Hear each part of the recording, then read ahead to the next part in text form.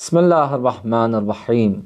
Allah Teala tuttuğunuz oruçları ali dərəcədə qəbul eləsin inşallah. Bizi maraqlandıran suallardan da biri və həyatımızda da günahkar insanlar var ki, qarşımıza çıxır. İlahi ayələr o şəxslərə təsir etmir. Baxırsan ki, ali savadı var, savadlı insandır, professordur.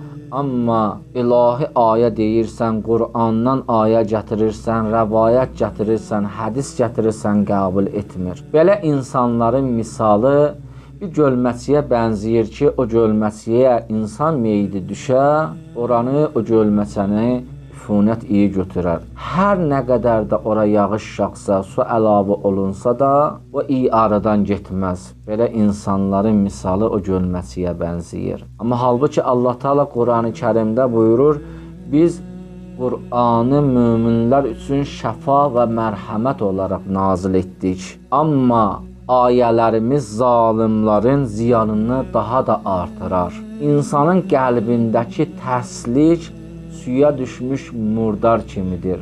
Hər nə qədər də ora yağış yağsa, o üfunət artar. İlahi ayələr də onlara deyiləndə onlar daha da inadkar olurlar.